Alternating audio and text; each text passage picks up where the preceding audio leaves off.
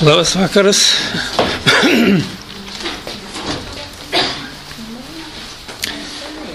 Taip, sekanti paskaita bus 13 gegužės. Taip, kad pailsėsit nuo manęs. Tai kas šita paskaita paskutinė, sekanti pirmadienė nebus? Ne.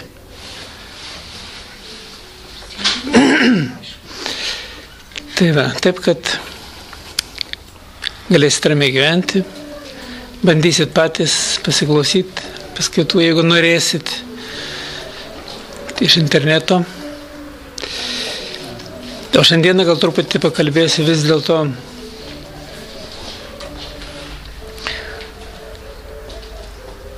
laiko trukmė nemaža.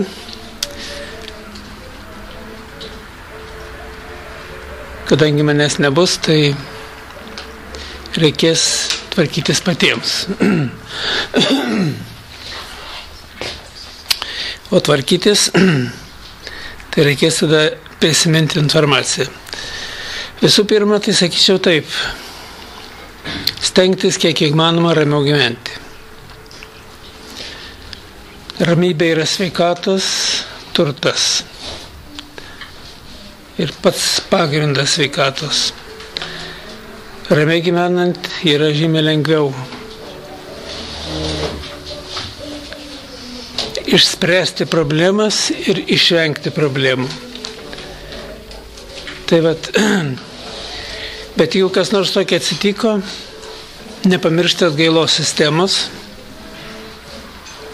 tai yra kuo greičiau sugrįžti į tą pirmykštę padėtį. Kai kurie žmonės būna nepajunta, kaip nukrenta, ir pajunta tada, kai jam pasidaro kažkas negerai, bloga, pykina, ten kažkas nesiseka, kažkas tai tokia atsitinka, bet kad atsipeikis pirmoje eilėje pabandyti susitvarkyti savo vidų. Tai yra per atgailos sistemą paprašyti atleidimo, jeigu nežinot, kas įvyko, reiškia, ir dėl ko taip atsitiko. O dažniausiai tai būna, kai žmogus naktį miega, blogi sapnai. Aš kalbėjausi dabar, man taip pavyko gal su keletą taip kalbėtis ir pasirodo žmonės, kada eina iš pažinties, kunigai sako, nu tai jeigu sapnas, tai nepergyvenk, nes sapno metu tu už sapną neatsakai. Pasirodo žmogaus, reiškia, sukauptas tai tų negatyvų srautas, jisai iš tikrųjų, reiškia, ir atneša blogus sapnus. Jeigu blogi sapnai yra, tai yra jau pirmas požymis, kad su žmogaus vidiniu pasauliu ne viskas tvarkoja. Tai yra yra ta padidinta nervinė įtampa, kažkas tai tokio užfiksuota giliau, dėl ko žmogus, reiškia, nesugeba stabiliai jaustis ir ramiai jaustis, netgi kada jisai miega. Nes tamsios jėgos jos nemiega ir naktį. Kitas iki naktį dar daugiau veikia žmogui negu dieną. Jeigu dieną žmogus gali kontroliuoti mintis, jausmus gali kontroliuoti, tai nakties metu jis praktiškai net negali to daryti. Atrodo, jeigu negaliu, ir kadangi nakties metu aš negaliu valdyti savo tų visų nei jausmų, nei minčių, tai reiškia, čia nieko baisaus. Pasirodo, nieko panašaus, tamsios jėgos labai daug stipriai dirba naktį ir kai žmogus rytą pabunda, jaučiasi blogai. Jaučiasi pavargęs, jaučiasi kažkoks nusivylęs, jaučiasi, kad nuotaikos nėra, kažkokia tai savijauta bloga, kažkas tai galva skauda, dar kažkas tai tokia. Vienu žodžiu, tiek jausmų, tiek fizinių kažkokių tai pokyčių blogąja linkme. Rezultatas buvo nepakankamai gilus miegas ir nakties metu išbalansavimas žmogaus tos dvasinės, psichinės ir netgi fizinės būklės. Tai yra užspazmuoja kažkur tai kraujagyslės ir tada, aiškiai, jaučiasi žmogus, kad rytą pabudęs jis jaučiasi nekaip. Ir netgi ilgai negali pabūsti. Aišku, pirmoje eilėje tai labai daug kas padeda, tai žmogus, aiškiai, atsikelia ir jeigu iš tikrųjų tokie dalykai yra, padaryti trumpą mankštą, palysti po šiltų dušų, paskui persipilti šaltų dušų. Šiltas dušas daug nuima, jeigu yra sankaupas kažkokios, tai buvo kažkokie tai miego metu įtampa ir žmogus savotiškai išsibalansavo jo būseną, tai jisai šilto dušo metu daugelis negatyviaus krūvio, kuris susikaupia žmogaus viduje, tų pergyvenimo metu, jis nuteka kartu, vanduo nuima daugelio to krūvio ir žmogui pasidaro lengviau. Bet žmogus po miego, šiltas dušas, jis savotiškai lik ir malonus yra, bet jisai nepažadina ląstelių iš miego. Už tai apsipilus po šilto dušo, reiškia šaltus, taigi tas temperatūrinis stresų skirtumas iš karto pažadina ląsteles iš miego ir žmogus, reiškia, pabunda visas ir pradeda normaliai funkcionuoti jo organizmas. Čia būna ne tik tai, kodėl žmonės išgėrė ant rytojos kiša po šalto vandeniu galo, po šalto kranu. Kaista, sako, smegenis. O iš tikrųjų, reiškia, kažkokia tai dalimi atsistato ta harmonija, kuri temperatūrų, kada skirtumas šaltas, jisai pažadina kai kurias ląsteles iš miego, kurios būna snuduriuoja ir žmogaus atsiranda vyksmo viso, reiškia, fiziologinė, biologinė, dvasinė vyksmo harmonija. Nes žmogus yra dvasinės, fizinės ir biologinės vienovės darinys. Ir kai dalis ląstelių yra miegančios, nepabūdę, tai jos nevykdo funkcijų. Ir tada pa žmogų jis negali ilgai pabūsti. Kai kas imant cigaretę, kurie rūka, mano, kad parakystė bus lengviau.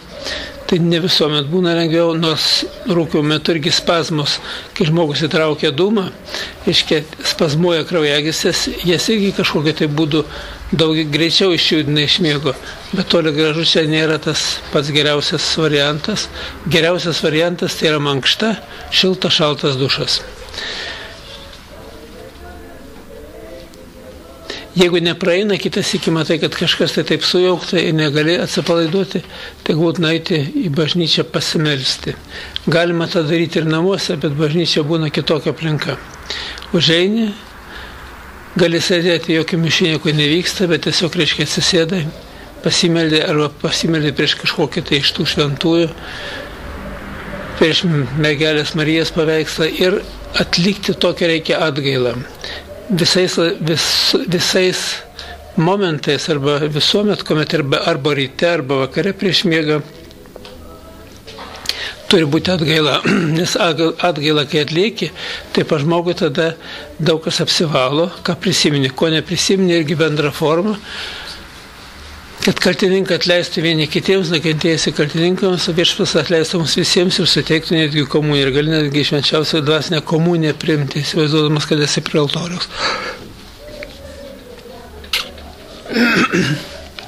Taip, kad žmogus, reiškia, turi turėti savo tokį ritualą, tokią savo sistemą, ir ta sistema, jinai padeda stabilizuoti vidinę tokią būseną.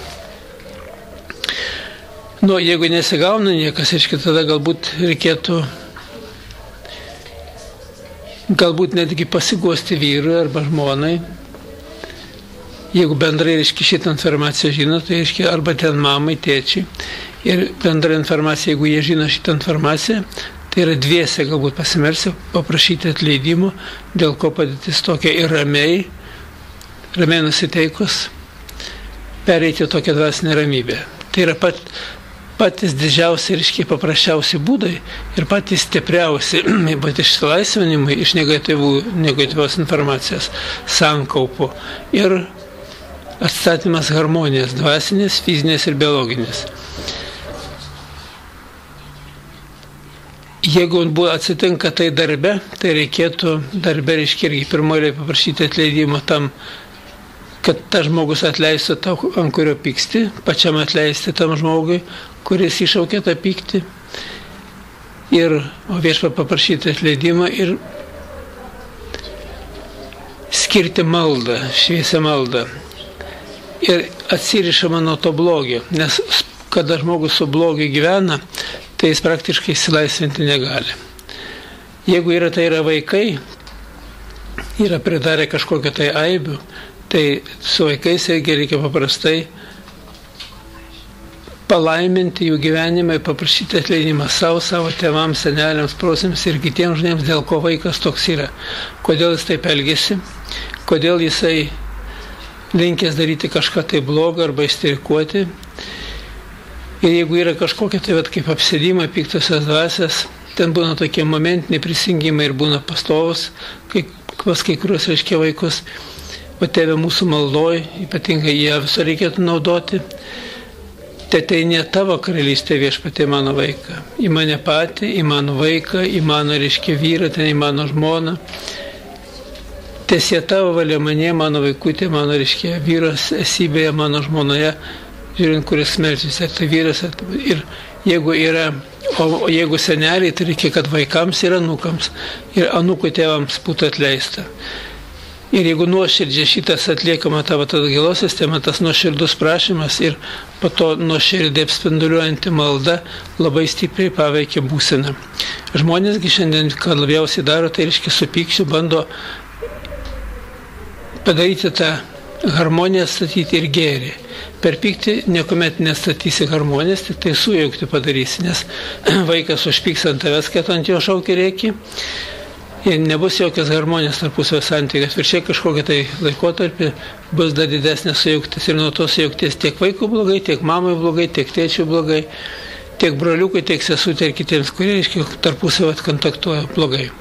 Taip, kad žmogus turi būti, žiūrėti gyvenimą kitaip, suvokimą turėti kitokį, suvokimą, kuris žmogų vestų į dorą, dvasinę šviesą, išmintį, į harmoniją. O ne kažkokie tai pykti, nuoskaudas, nusivylimus, kaip jis galėjo man tai pasakyti, kaip jis galėjo padaryti. Ir su tokiu pykčiu, su tokia aiškiai nepykanta kažkokia tai nešioti tą jausmą savyje. Ir tas jausmas kaip tik tai įveda destrukciją, tai yra ardančią sistemą vidaus dvasinio lygmens. O kadangi žmogaus siela maitinasi per tėvą ir motiną sielą, ir kadangi per sielą eina visi dariniai iš dvasios struktūrų, ir jeigu sielos struktūriniai dariniai pažeisti, o kaip žinome, siela pažeidžiama mintimis, žodžiais, darbais ir apsileidimais, kurie reiškia padaryti paskiau turi atinkamas pasiekmes. Už tai siela yra dvasinė struktūra, jinai kenčia nuo minčių, iš tai reiškia pas žmogų turi būti tobulas mintis. Jeigu tokias mintis prašoko, per atgailą reikia neutralizuoti tą blogį, palikti gėrį ir dar gėrį sukurti vietoj blogį, gėrį per atgailą, per supratimą, per suvokimą, per spinduliuojančią maldą, žmogus atsiriboja nuo to blogio. Aišku, yra žmonės, kurie apsėsti, tiems ypatingai daug reikia savotiškai dirbti, tiksliau stebėti save ir kontroliuoti mintis. Nes kada apsėdimas yra, tai piktosios jėgos labai daug pakiša įvairių tokių variantų, įvairių minčių, daryk taip, galvok taip. Svarbiausia, kad nesako galvok taip, o žmogui pakiša mintis jau galvoja taip. Ir jeigu matai, kad šitas mintis netinka dvasiniams dėsniams, iš karto pereiti į vidinę dvasią tokių ramybę, nusiraminti ir per atgailos sistemą neutralizuoti tą blogį, kuris būna sukauptas kažkokį tai neigiamą emocijų metu, neigiamų minčių metu, kuomet ypatingai pakišamas mintis, primenama praeitis ir svarbiausia negyventi praeitimi. Visų pirma, praeitis jau praėjo, jeigu per atgailą atlikta, ir netgi komuniją priimta parašyti, tai tą praeitimi negyvenkit. Piktosios jėgos jos specialiai pakiša tas mintis, kad žmogus, reiškia, vėl stresuotų, vėl sugrįžtų ir ką jis padarė gero, netgi neutralizavo, kaip ir sugrąžinti į tą pačią būseną. O čia yra viena iš problemų, kuomet žmonės negali užmiršti praeities ir gyvena praeitimi, bloga praeitimi. Kitas iki nereikia gyventi ir gerą praeitimi. Kai gera praeitimi gyvena ir lyginė su šią dieną, kaip tada buvo gerai, o kaip šiandien blogai, tai gaunasi prakeikta šį dieną. Čia irgi sistemos veikloje žmonės, aiškiai, turi laiku save sustabdyti. Ir stengtis gyventi tokiam kūrybinės veiklos gyvenimą. Kaip tą geriau padaryti, kaip kažkur tai reiškia galbūt pasitvarkyti, galbūt kažką paskaityti, pasižiūrėti, o kad supratai su meilė dėkingu padėkoti ir Dievui, ir kiti, ir iš kur ta informacija gauta, kas reiškia pateikė tą informaciją, ir vėl reiškia su meilė ir dėkingumu, kur yra vyksta procesai, ten ir blogių vietos nėra. Bet jeigu pa žmogui tik tai piktis, nepykanta, tai žmogus įsisukęs į pykčio, nuoskaudos, nusivylimų, neapykantą sūkurį, pas jį vis daugiau ir daugiau tos visos informacijos ateina kažkokios tai blogos ir jam darosi vis blogiau. Svarbiausia išlaikyti ne tik tą dvasinę ramybę, bet išlaikyti tobulą mąstyseną. Nes blogos mintis žmogaus sodina jo centrinę galvos smegenų dalį. Galvos smegenų centrą, taip vadinama. O jeigu centras nusilpsta, tada nėra jėgų. O kai nėra jėgų, tada ir lygis krenta.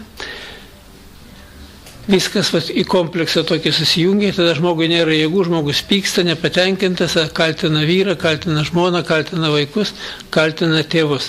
O praktiškai tai yra kaimynus ir kitus žmonės, o praktiškai tai žmogus turėtų, jeigu kažkas tai sukasi negatyvės mintis, sugrįžti į pozityvų mąstymą. Nes negatyvių minčių sūkuryje tobulybės tikrai nėra ir žmonės nuo negatyvių minčių tik tai sustiprina ligos kažkokios tai negalios galią ir ta negalia gali dar stipresnė, sustiprėja žmogaus viduje ir žmogaus pasireiškia po to netgi ilgalaikėmis ligomis arba net kitas iki visą gyvenimą. Daugelis žmonių, kurie mąsto negatyviai, tai jie praktiškai daro blogą savo, daro blogą ten antrai pusė ir daro blogą vaikams. Kodėl vaikai kenčia ypatingai nuo tėvų negatyvių minčių, negatyvių jausmų, už tai, kad vaiko siela maitinasi per tėvą ir motinos sielą. Tai yra tiesiog užmaitina ir dar su prakeiksmu, kada galvoja žmonės blogai apie vaiką, jis nesimoka, kaip jis šitaip gali, jis padarė tą kvailystę, kaip jis šitaip gali, kur jo protas ir taip toliau. Ir prasideda toks negatyvių, stiprių jausmų sūkuriai, kurie praktiškai dar įvelia kaip į didesnės programas tą patį vaiką, tą patį anūką ir nėra gyvenimo. O paskutiniu metu ypatingai ateina močiutės, kurios, pergyvena, kad anūkas toks ir toks. Pas tą anūką, blogai. O kai pasižiūrė, močiutės mąstymas, yra, kai net su ją kalbėsi, keičiasi jos suvokimas, keičiasi jos lygis, keičiasi anūko lygis. Atrodo, prie ko čia anūkas, aš gyvau negimdžiau, dukra ten gimdė, arba ten sūnaus tai anūkas marti gimdė, o pasirodo ryšys labai stiprus ir kitas iki netgi būna atsigimęs, tai močiutė arba į senelį. Ir nuo tos močiutės ir to senelio gyvenimo ir minčių srauta priklauso to anūko likimas ir gyvenimas. Labai didelis vyksmas vyksta žmoguje. Tie pokyčiai ir tų pokyčių reiškia visa išraiška pasireiškia jo charakterio bruožuose. Jeigu tik tai charakterio bruožą pasireiškia negatyvas ir ta negatyva močiutė arba ten tėvai užpyko ant vaiko arba senelis, praktiškai tie artimieji, jie pagilina tą padėtį. Tai yra suteikia galimybę tam blogui augti viduje. O kur kokios paprastas tos tiesos yra ir už tai neteisk ir nebūsi teisimas. Ir atleis mums mūsų kaltės, kaip ir mes atleidžiam savo kaltininkams. Labai gilų žodžiai, gili prasmė. Ant kiek aš atleidžiu, ant tiek aš atsiriboju. Ir kuo greičiau atleidžiu, tuo mažiau pridarau žalos savo ir tam žmogui, apie kurį aš blogai galvoju. Nes jeigu jungtyje žmonės susijungia pykčio neapykantos, tai praktiškai būna, kad jie kenčia viens kitą netgi veikia per atstumą. O žiūrėk, kažkokia tai kaimynė, ten su ją labai nesantarviai gyveni, nes nuvažiavai kažkur į svečiuose ir tik svečiuose mintis apie tą kaimynę. O tą kaimynę apie tave blogai galvoju. Ir viskas vėl jungtis įvyksta ir vėl žmonės. Tada reikėtų per atgailos sistemą atleisti jai, pirmoje atsiprašyti jos, atleisti jai, išryšti mazgą, skirti šviesią maldą mintyse, netgi gali sėdėdamas baliai už stalo tą padaryti. Ir vėl viską reiškia palikti ramybėj. Žmogaus minties galia stipri yra, su žodžiais pasakyta mintis dar stipriau veikia, bet jau vien tik tai mintimis, atlikus atgailą ir skyrus šviesią maldą, kad ta situacija taisytųsi. Ir netgi ta tėvė mūsų malda, tėti, ne tavo karalystė, į tą moterį, ten, į tą kaimynę, į mane pačią. Teesie tavo valia, toje kaiminė mane pačioje ir mūsų santykiuose, kad tie santykiai būtų gerai. Ir kada to noras yra su Dievo žodžiu, jis labai stipriai žmogų veikia pozityvia kryptimi ir jam atsistato lygis. Nes žmogus, kada gėrio nori ir tą gėrį iš tikrųjų nuoširdžiai to siekia gėrio, jis ir gėrį tą pasiekia, bet jis tas gėris įgauna galią. Tai yra Dievo tokia palaimos šviesa ir galia. Bet jeigu žmogus tai į gėrį žiūri, tai vėl užpyko, kaip čia, gal čia jam nieko nereikia, kad jį kur velniai ir taip toliau, tada ir būna su juo pačiu tie patys velniai. Taip, kad gyvenimas, reiškia, jis yra labai paprastas iš vienos pusės, iš kitos pusės labai sudėtingas, kai žmogus nesuvokia dėsningumo ir nežino, kaip gyvenime gyventi. Lygiai kaip vairuotas, jeigu nežino, kaip vairuoti mašiną, per pirmos sankryžas nežino, ar praleisti, ar pačiam važiuoti pirmą. Jis žiedą nežino, kaip įvažiuoti, ar įvažiuoti, ar neįvažiuoti, ir kada įvažiuoti. O kai žino, jis laisviausiai elgiasi, laisviausiai įvažiuoja ir nepadaro klaidos. O klaidos per nežinojimą padarytas, jos, reiškia, irgi turi didelės pasiekmes.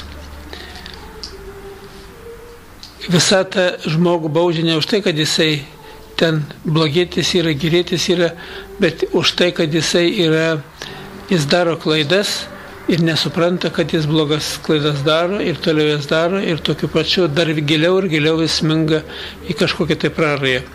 Čia reikia suprasti tokį dalyką. Jeigu tik yra problemas, kurios sukosi apie žmogų, tai pirmoji eilė, reiškia, žmogus yra kaltas pats, kodėl vertas tų problemų. O kur esminis dalykas yra? O žmonės kaltina kitą.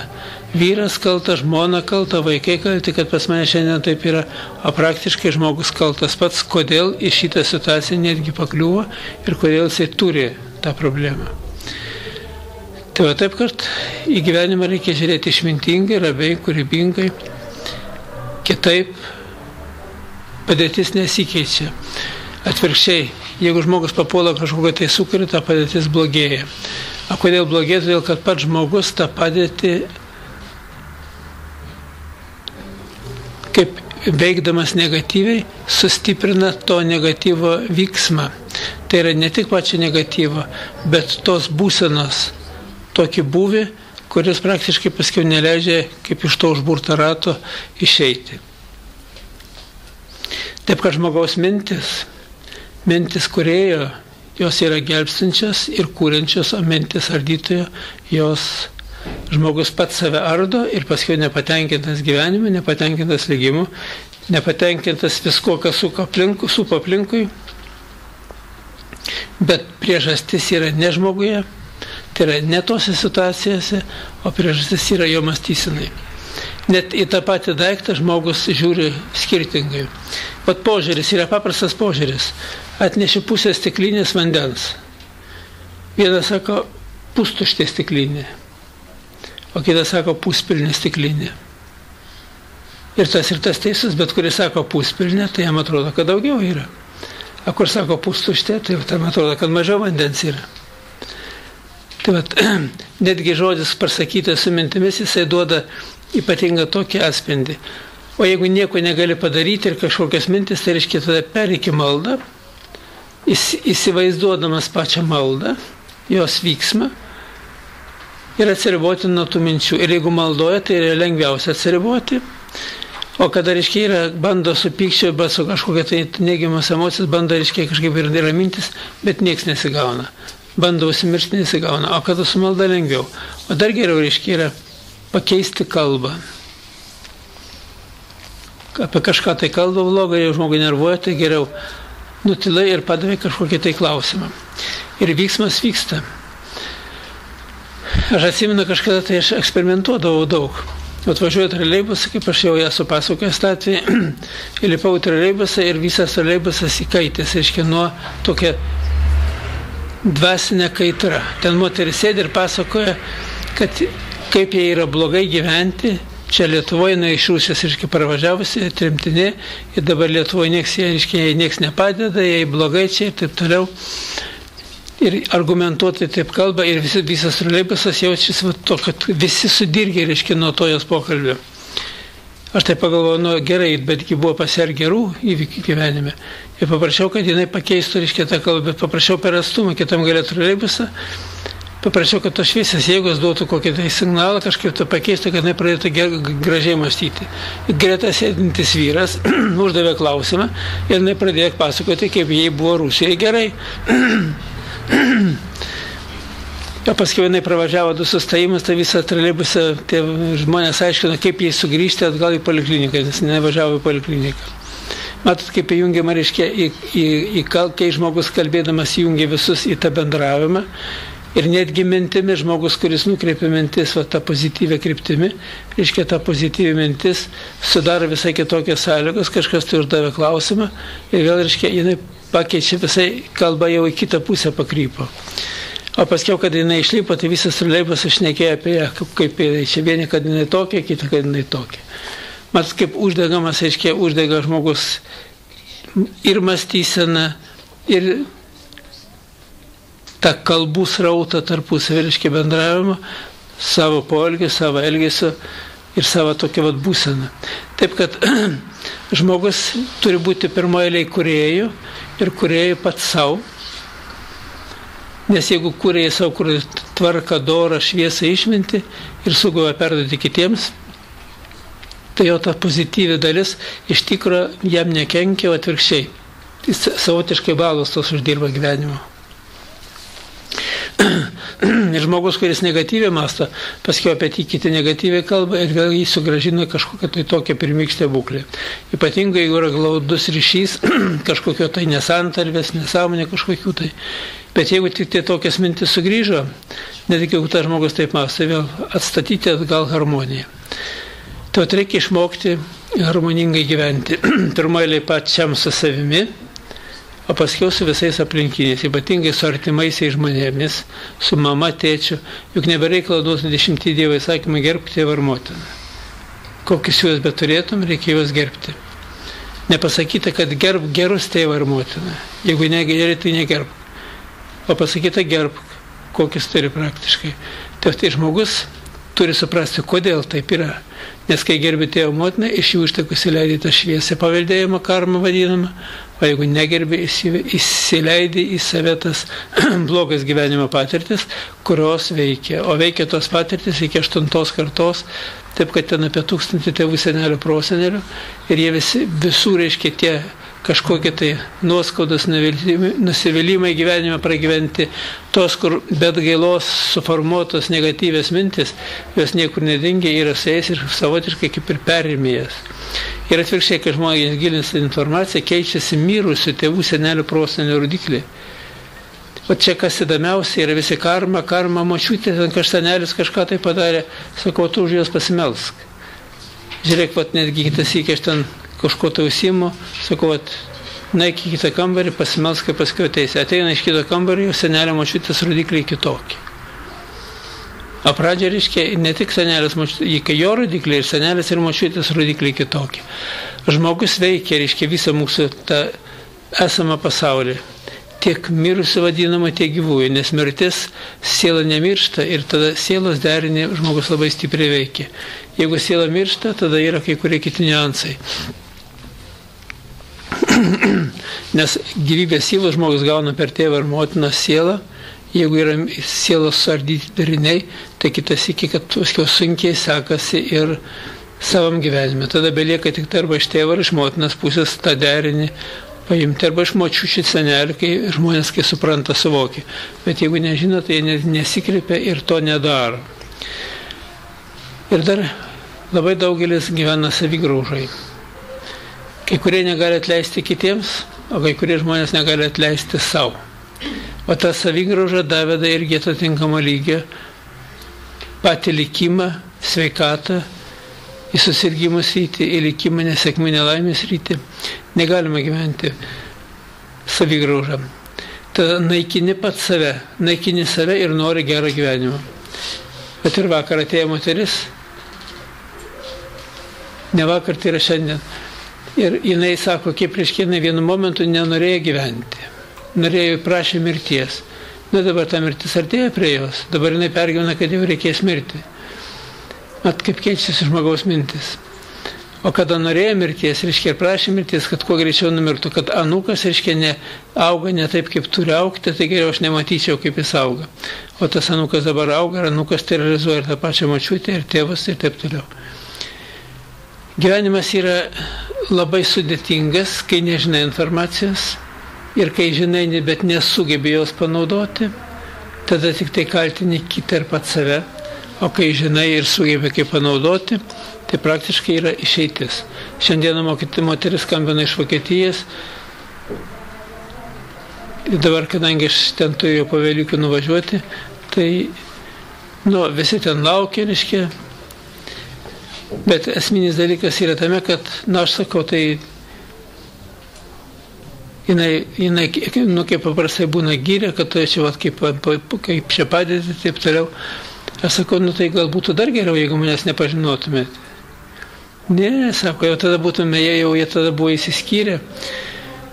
Po tų visų paskaitų, reiškia, jie susitaikė gyvenime, vėl pradėjo kartu gyventi ir vaikai ten būtų, sako, nežinia, kas čia būtų, sako, kur vaikai, kokie vaikai būtų, jeigu, reiškia, mes iš tikrųjų, reiškia, tos informacijos nežinotumėm ir jeigu negalėtumėm, reiškia, panaudoti gyvenimo praktikoje. Matot, žinoti ir ne viskas, reikia sugebėti panaudoti gyvenimo praktikoje. O kad sugebėti, reiškia, yra pastovus darbas. O žiūrėkit, jeigu sportininkas pasiekia rezultatą, bet nustoja sportuoti, kas su juo darosi? Dingsta visas galimybės.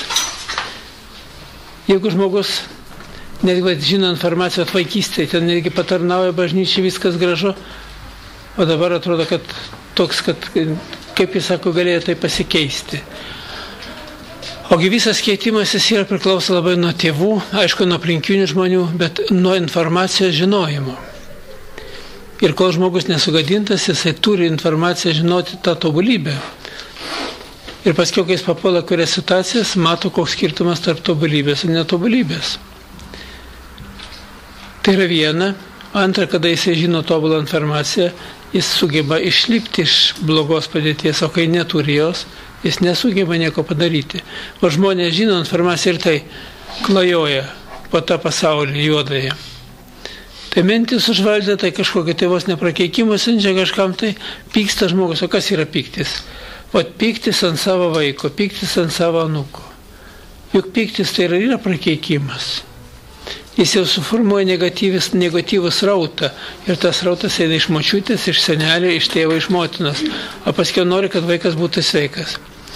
Aš sakau, reikia auklėti kitas iki, galbūt netgi, reiškia, rykštelę paimti, jeigu iš tikrųjų, reiškia, vaikas yra toks, kuris negirdi nieko, tik tai daro savo. Kad suprastų, kad, reiškia, reikia nešti atsakomybę ir yra bausmė. Nes jeigu vaikas, net yra toks posakis liaudės, reiškia, išmintis tokia yra, sako, kas yra pavyzdys? Tai yra, sako, paauglys atšertas beržinė košė. Tokia liaudės išmintis. Aišku, čia yra kai kam jinai ir tinka ta košė, bet ne visiems toli gražu. Jautriam žmogui kitas iki galima varyti lygą, dar kažką reikia suprasti, kodėl žmogus taip elgėsi, taip daro, ar nesupranta, ar jis užvaldytas demono. Bet esminis dalykas, aiškiai, ir ta beržinės košė kai kam tinka. Nes, aiškiai, tik aišku, neturi būti pastoviai. Jeigu pastoviai, tai priprantama prie tų dalykų ir yra vaikai, kai kurie sako, jie mušta, jis dar atsuka užpakalį, sako, duok. Ir jis net skausmą savotiškai nejaučia. Net pasitenkinimą jaučia, kai mama veda iš pusiausvyros. Tai gal tada reikia keisti metodiką. Nebezūna imti teoriškai su meiliai pasakyti, aš tave taip myliu, kodėl tu taip dar elgiesi. Gerai, vaikučiai taip nedaro. Įvairių, reiškia, turi tuos pokyčius, tai auklėjimo sistema turi ypatingą reikšmę. Antą reikia paaiškinti, o žinant šitą informaciją lengva paaiškinti. O jeigu vaikas, aiškiai, jisai ir nenori to paaiškinti, tada paimk paskaityk knygą, va parašyta yra. Ir kai parašyta, ne kai močiutė pati šneka, o parašyta paskaito, kitai priima informaciją. O paskiau gali dar toliau atversti kitą pusę pasakyti, o žmonės, kurie taip elgėsi, o paskiau ateina laikas, jie turi tokias problemas. Ir tada, reiškia, jau aiškini apie tas problemas. Tai va taip, kad yra prie kiekvieno žmogaus yra priėmimas, tai yra kiekvienam žmogui yra reikalinga aiškinti kitaip. Atrodo, žmonės į paskaitų išklausė ir knygos skaitė, ateino lygis 3, 4 lygis tik tai. O kodėl toks žemas lygis? Ar šitą informaciją, žinant, turėtų būti aukštas lygis? Ne. Pa žmogui dar yra daug abejonių, daug, reiškia, yra viduje savotiškų ne tai prieštarimą, o pateisinimo vidinio, kad, kaip aš kitaip, aš negalėjau padaryti. Moteris sako, nu kaip aš dabar, jisgi man padarė vaiką. Bet sakau, jisgi ne per atstumą padarė vaiką. Jeigu į lytinius santykius einti, reiškia, žinok, rezultatas bus toks. Ką aš tada turėjau daryti? Aš pasidariau abortą. O kad nužudėjai vaiką, viskas. A tada kodėl pažadė vienas įstatymų, nepaleistuvauk. Arba jeigu, reiškia, lytinius santykius turi, pavyzdžiui, su vyru gyveniu, tai kiek bus tik ir gimdyk. Jeigu jau pastoja gimdyk būtinai, tada ir tie vaikai, kurie prieš tai giminė nukentės ir jie laimę sėkmę turės. O jeigu nužudysi, viskas. Taip, kad šiandieną šitą visą sujauktis egzistuoja, reiškia, mūsų planetai ir ypatingai pas mus Lietuvoje ir ypatingai tie žmonės, kurie nežino informacijos ir kurie gyvenimą pradeda visiškai ne taip. Ateina verkia jo jauno panelę, praktiškai nieko nėra, nei sveikatos, nei galimybių. O kai pasižiūrė, reiškia, jau gyvenimas sujauktas vien dėl to, kad nežino informacijos ir prisidarė klaidų. Naudoja kontraceptinės priemonės, nežino kaip veikia, bet naudoja. Kad lytinį aktą nereikia turėti. Lyg ir žinot, 80 dievai sakė, močiutė, mama sakė, bet vis tiek daro taip. O kodėl daro? Todėl, kad yra apsėdimas. Tai yra tos esybės, kurios valdo, kurios žino, kad jeigu žmogus įklius į šitos spąstus, jisai ir dar jo labiau netliks jokios tos vadinamos atgailos, nesugrįš į pirmykštę būklę per supratimą, suvokimą, jisgi visą gyvenimą taps maitintojo, piktojo maitintojo, šėtono maitintojo. Visas jo hierarchija supi velniukų, ten visokių penčiukų ir kitokių visokių, kur lietuvių kalboje yra labai daug pavadinimų, maitintojo. Jisgi šaltinis, žmogus nuostabus šaltinis, maitinimo šaltinis, nes žmogaus mintis materializuojasi ir jos blogos mintis yra maistas piktajam. Papildo jo galimybę. Dabar kaip senas velnias mokė jauniklį dirbti. Jauniklis, aiškiai, jau apmokė viskas ir lenkės, tenkėsi ir bando žmogų tempti, traukti. Niekas neklauso tas. Jam tiesiog nieko nepavyksta padaryti. O senis sėdi, žiūri ir žiūrėk, jau žmonės barasi, jau pykstasi. Tai jis jam sako, tu netaip darai. Sako, tu žmogui paduok mintį. O visą kitą, sako, žmonės už mus žymiai geriau žino, kaip daryti. Išradingesni ir už patį velnį. Taip, kad, reiškia, yra žmogus, reiškia, turi kontroliuoti savo mintis. Tos, kurios neša tiek nuoskaudas, tiek nusivylimus, tiek baimę, tiek pavydą, tiek gobšumą, kerštingumą ir visokius kitokius, reiškia, tos niuansus. Taip, kad reikalinga visur įjungti išmintį. Ir, kaip aš jau, reikia turėti tą sferinį mąstymą ir kiekvienu momentu turėti tą informacijos dalį, kuri reikalinga tuo metu panaudoti, toje praktikoje, kad nepakliūti į spąstus, o jeigu pakliuvai, kuo greičiau iš jų išsirutuliuoti, išsilaisvinti, nes į spąstus pakliuvus ir neįsilaisvinus, paklius ir didesnius spąstus. Vat pradedi pykti, eini, ėmė ir nugriuvai, susimušė kelią arba susilaužė kaulą kažkur tai koją. O čia kas pasiekmė, jau yra pasiekmė to, kad susibarė su vyru, praradai apsaugą, atsistoja ne į tą vietą ir taip toliau. Taip, kad žmogus yra, jisai nesugeba taip suvesti visų galų, bet iš kitos pusės tai yra visur pasiekmės. Ir atsargumas turi būti. Jeigu kažką tai darai, tai turi būti dėmesingai. Jeigu slidukai eini, tai reiškia, žiūrėk, kur kojas statai. Nes jeigu statysi bet kur, tikrai nugriūsi. O jeigu dėmesį praradai, jeigu galvoje sukasi piktis, tai tikrai pastatysi ne į tą vietą. Tai ir taip toliau. Paskiau lygos nesėkmės nelaimės ir iškiai ir sukasi galvoje. Ir kai žmogus, reiškia, turi o tokie jau, sako, manęs tai nieks nepaims, aš tvarkoju viskas. Kaip vienas, reiškia, irgi. Sako, nuvažiavo, reiškia, į Rumuniją, galvoju, nu jau aš, tai nuo manęs nei vienas daiktas nedings. Ir tik susistatė daiktus aplinkai, jau žiūri, vieno nėra. Ir per puikybę iš karto kirta. Taip, kad ir sekti reikia, ir sistemą reikia turėti, ir reikia dėti ten, kur nepaims.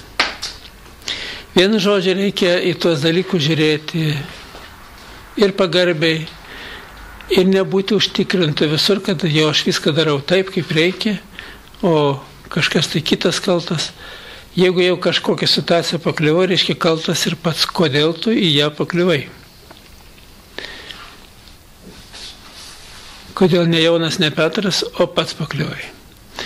Tai vat, čia yra irgi visur tokia ir liaudės, reiškia, toj patarlių ir įvairių posakių labai gilės išmintis yra. Ir jas iš tikrai kaip argumentai. Bet to ir iš gyvenimo praktikos argumentuotas tas mintis yra. Žmogus turi į gyvenimą žiūrėti tvarkingai, ramiai, išmintingai. O kad tą daryti, reikia žinoti informaciją. Jeigu tu nežinai tiek, kaip tu gali vadovautis. Reikia gilintis. Mat, šiandieną tas gilinimasis kuo reiškia ypatingas yra.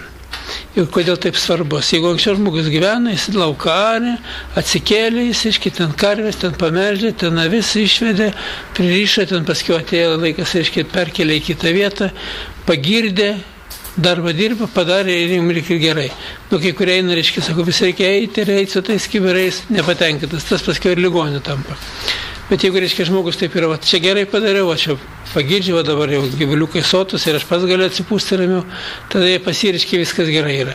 Paprasta. O šiandienagi šitos informacijos, reiškia, srautai, kurie eina iš šalies, išėjai gatvėje jau žodis ne tas, įlipa į troleibusą jau taip su visokio kanonų, kokį tas iki visai nenori gali išgirsti.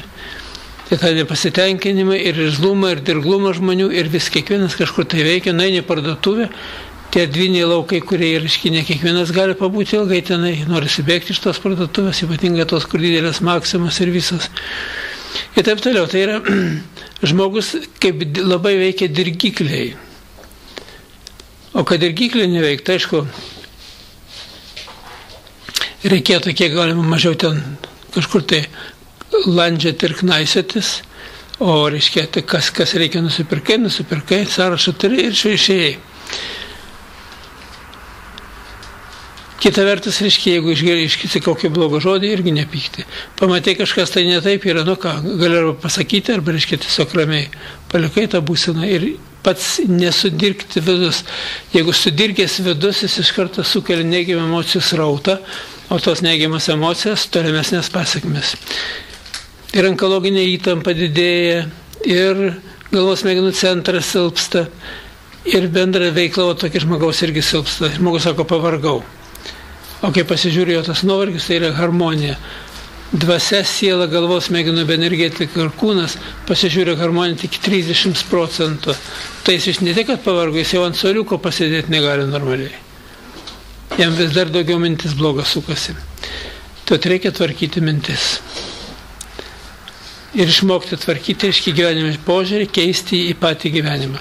Kuo blogiau žiūrėsi, su blogesnė mintim, negatyvia mintim, tuo daugiau būsi ir nelaimingas, ir daug giliau nesiseks, ir ypatingai netgi, reiškia, tas tuo labiau kenks tavo sveikatai. O kai jau šitą išmintį žinai, jau, reiškia, gali daug ką reguliuoti. Ne viską galbūt, bet jau daugelį dalykų gali atsiriboti nuo daugelio tų visų minčių ir pasilikti ramybėj. Ir svarbiausia, neteisti. Nes kai teisia žmogus kitą, blogai. Tas blogis per teisimą persiduoda patį žmogų. Iš to žmogaus ligų, nesėkmių, nelaimė blogis per teisimą persiduoda tam, kuris teisė. Jeigu žmonės žinotų, kaip šitą blogai, tai stengtųsi nedaryti. Tai atostogų metu, kai aš jūs paleidžiu atostogų, išvykęs, reiškia, visi stenkitės būti, mąstyti tvarkingai, kūrybingai, išmintingai. Kitas, jeigu reikia, tai arba ten paskaitos pasiklausyti, arba, reiškia, iš knygų pasiskaityti, nes knygų žymiai nuosekliau išdėstyta, tiesa, ne viskas yra, paskaitos, kai kurios informacijos daugiau yra, bet grįžtant prie išminties, tada ateina ir ramybė, nusiraminimas, ir gyvenimas tampa kitoks. Nes kada žmogus ramybė, jam gera gyventi. O kai žmogus sudirgęs, susinervavęs, piktas, tai jam gyventi yra sunku. Jam tada niekas nesiseka, viskas blogai. Tai va. Ir kiek įmanoma greičiau, kas bet atsitiktų, sugrįžti Dievo palaimos šviesatą. Nes ten geriausia apsauga yra. Kur dvasinė šviesa, ten piktajam nėra vietos. Taip, kad šviesą įsileisti į save, į savo būstą, į savo darbo vietą, į savo mašiną ir kur bebūtum. O svarbiausia į save patį. Ir tada bus viskas gerai. Kokie klausimai? Kaip biologinė harmonija, minėjot, kaip pačiam, kaip pasiekti biologinę būtent? Bet dvasinės harmonijos biologinės neturėsim. Biologinė harmonija, dvasinės žmogus dvasinės, fizinės ir biologinės vienovės darinys yra. Jeigu dvasinės lygmuo sujauktas, apie biologinę harmoniją nėra ką kalbėti. Tada atsiranda kai kurie skausmai, o kai skausmai, reiškia, atsiranda dar dvasinė būsena prastėja ir taip, kaip uždaram ratė sukasi žmogus. Taip, kad yra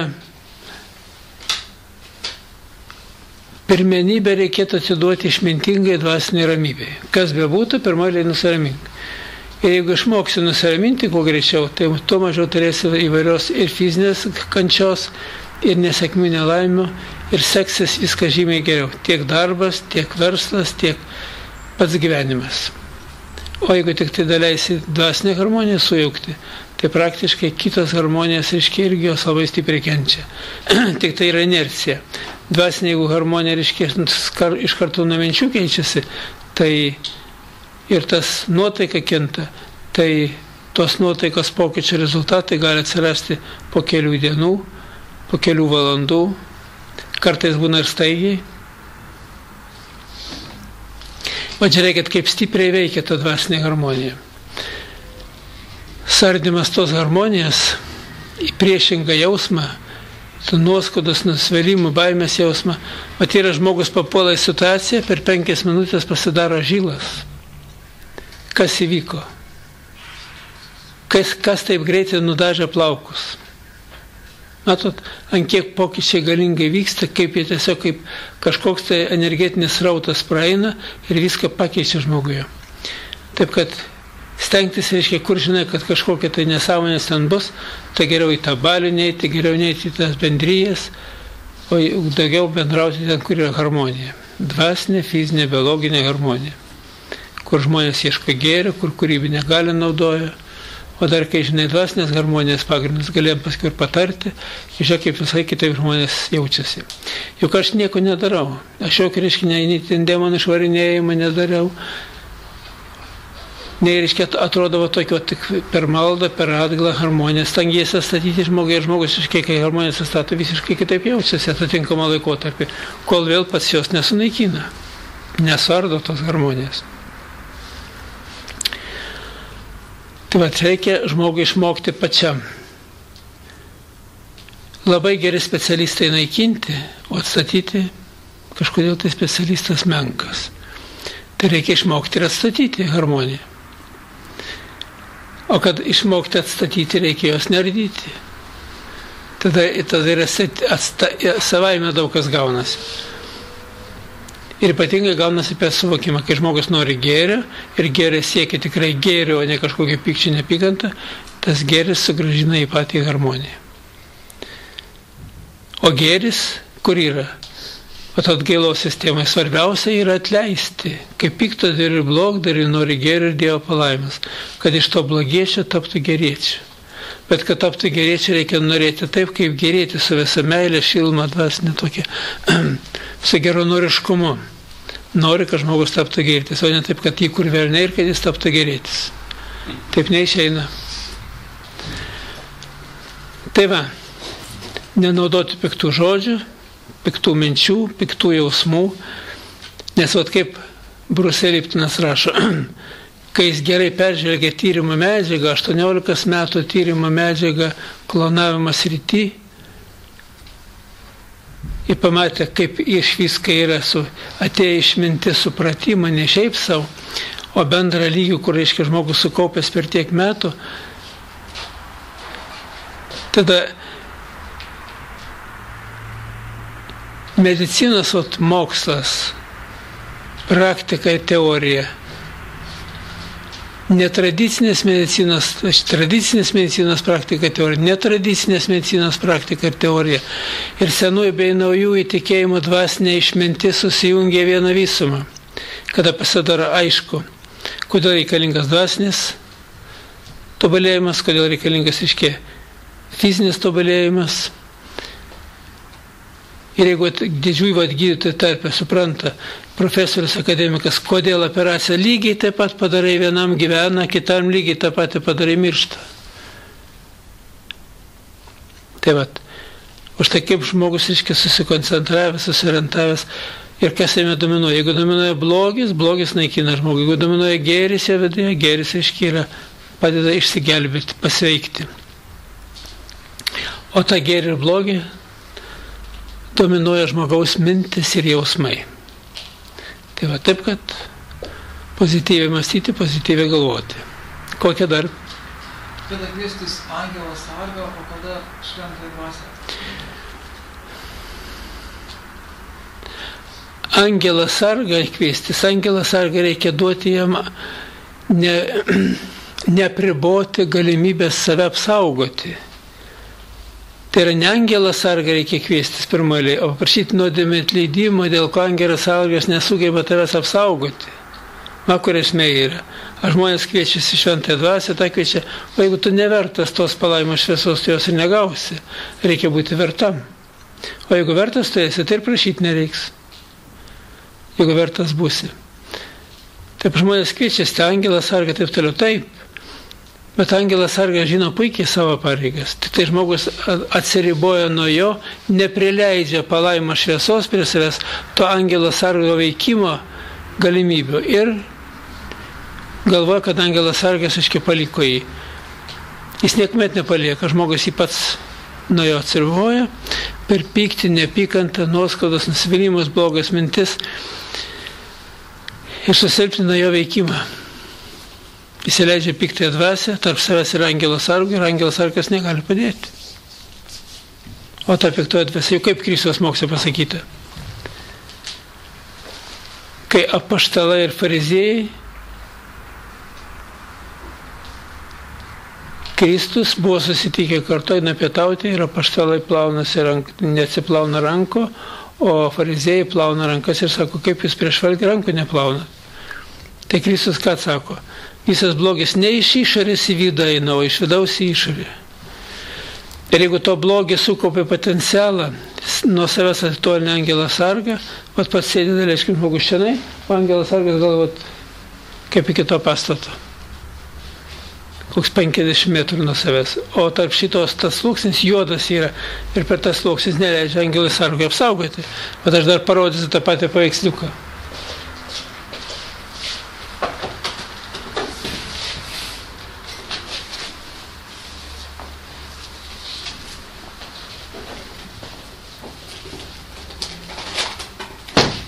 Nu to, kurį norėjau parodyti, neradau.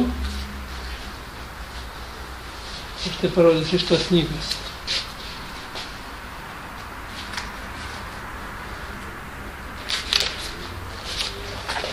Matot, tiegi du veideliai. O čia žiūrėkit, jokios įdomos nėra. Iš Dievo palaimos šviesa kaip tai nėra prie žmogų. Bet nėra to erdvinio juodo lauko aplinkui žmogų sukurta, kuris būtų apriektas dvasinė tamsa. Vat visą laiką šviesa iš dviejų šaltinių ta šviesa ir žmogus yra laimingas. Čia idealiai šviesų žmogus yra. O šitas, matot, yra pasinės šviesos, nėra aplinkui vien gaurai sukaupti juodi. Ir tie juodi gaurai neprileidžia. Ir tada žmogus, kaip angelas sargą pasikviesti. Tai tu kvies kiek nori jį. Nuimk šitos gaurus per atgalą ir jis pats perėtės prie tavęs. Kokia dar? Savo knygai jūs ten atrodo atgailos skyriuje ar malda. Mini dvasinę komuniją. Taip. Čia tinka prieš didžiasias nuodėmes taip pat. Jeigu atgaila gili, žmogaus prigimtis stipri ir minties galia stipri ir jis įveikia tą didžiosios nuodėmės tą gundytoją, tai tinka. Bet yra kai kurie žmonės nesugeba to padaryti, todėl yra atgaila per tarpininką.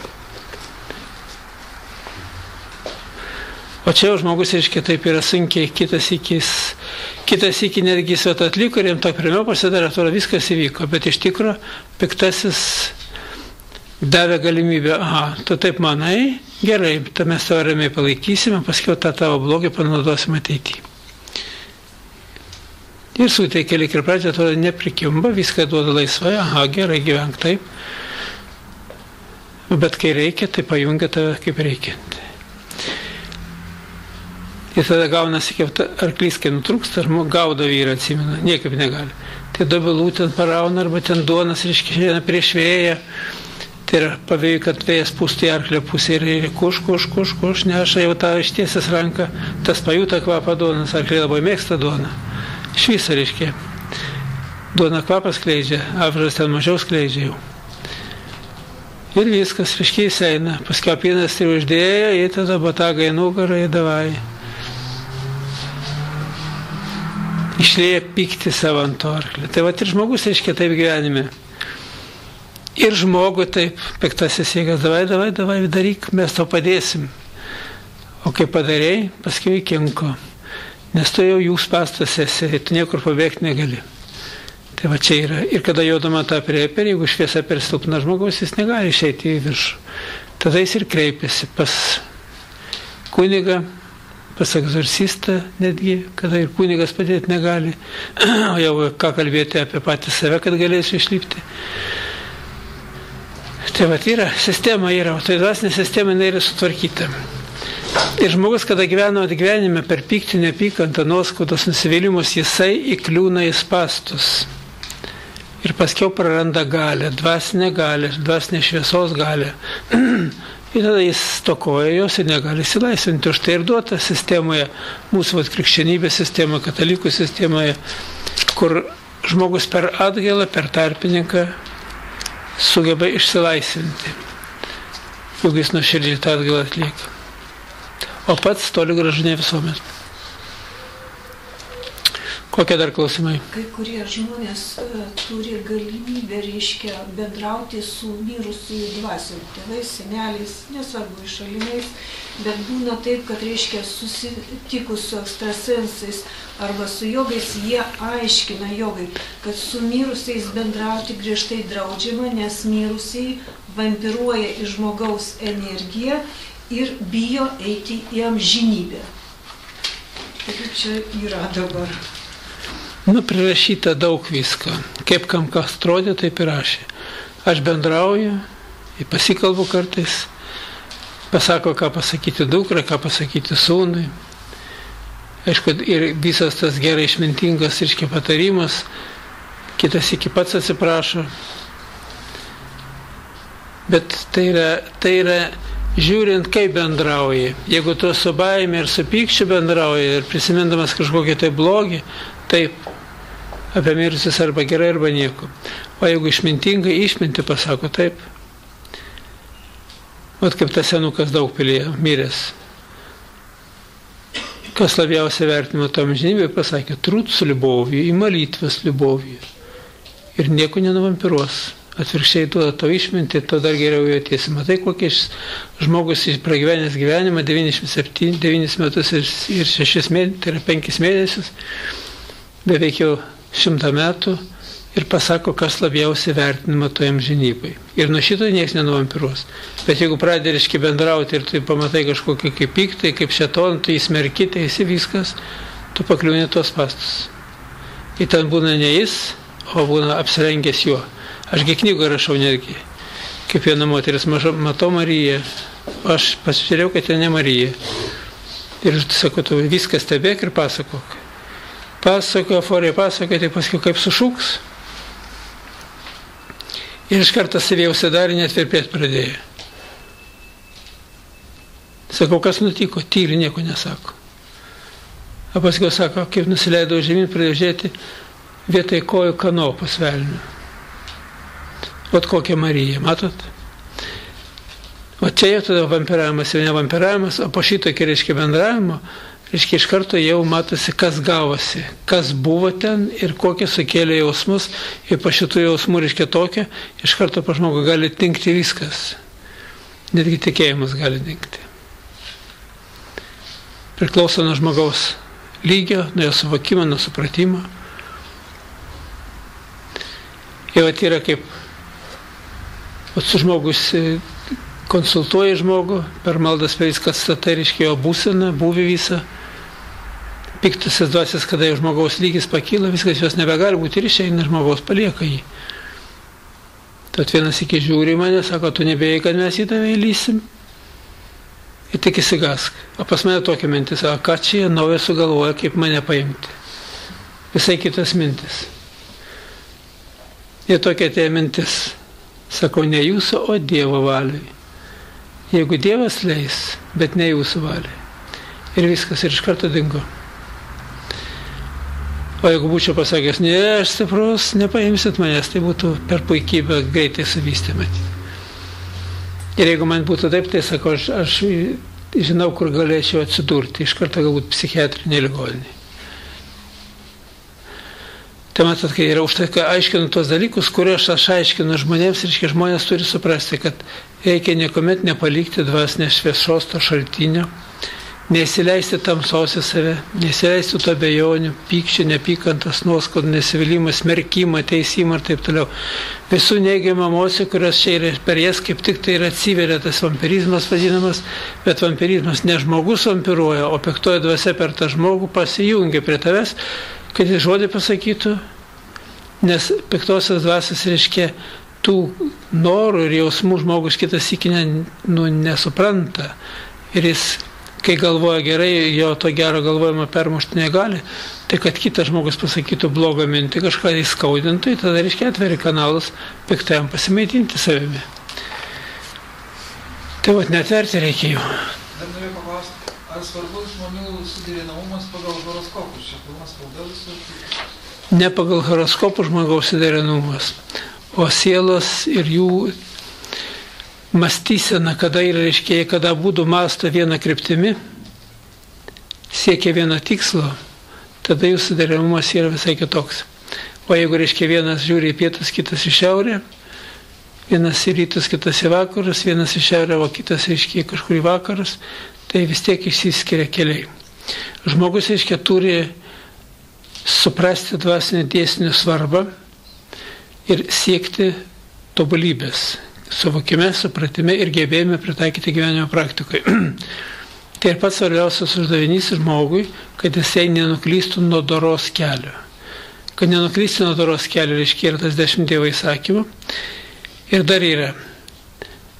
Apsiveda suderinimas geras, netgi 80-90% idealų suderinumas, galima sakyti. Pagyveno, jo suderinimo nėra. Per pyktį neapykantą sardo visą, ambicijas, emocijas, o labiausiai ardo suderinumą, tai yra nužudymas vaikų iščiose.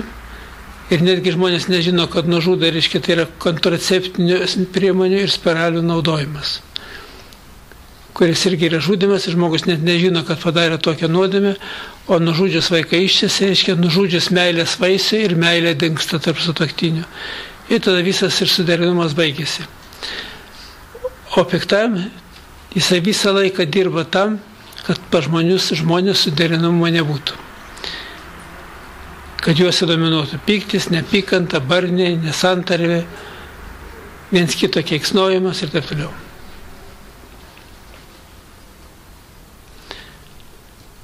Reikia suprasti, kaip dirba tamsios jėgos ir kaip žmogui pasilikti, kad jos būtum apsaugotas. Tai yra gyventi dvasinės šviesos toje išminty ir stengtis, jeigu kažkokias mintis prašoko, per atgalą neutralizuoti, kad jeigu pakliuvai kažkokie tai lygio spastus, kad iš tų spastų išsilaisvinti ir toliau nebūti tuose spastuose. O jeigu nėra atgailos, pasilieki spastuose, paskiau tau ir dar sukaustė dešinę koją ir kairę sukaustė, paskiau ir dešinę ranką. O paskiau žiūrėk ir akį, kad tu matytum ne taip, kaip reikia. Arba matytum to, ko nereikia matyti. Ten labai išradingai dirba. Ten tokie meistrai išradingumo srity, kad nėra taip paprasta. Aš jau daug žinau ir tai kitas iki nesugebė kažko tai pilnumoje, kad viskas sutvarkyti. Taip kad viskas priklauso nuo žmogaus suvokimo mąstymo. Tik reikia, skaitant knygą, skaitant Bibliją, skaitant tikrai rimtus tokius kūrinius, kurie yra labai stipriai pamokantis, reikia mokėti priimti informaciją. Ir skaitant neišprotėti, o išprotauti. Protas duotas ne tam, kad tu save sunaikintum, o protas duotas tam, kad tu galėtum vadovautis ir kaupti išmintį savyje. Tai ką reikia ir daryti. Taip, kad turėsit laiko pamastyti, nieks nekvaršins smegenų kiekvieną pirmadienį. Taip, kad linki sėkmės visiems ir iki malonaus gegužės 13 susitikimo.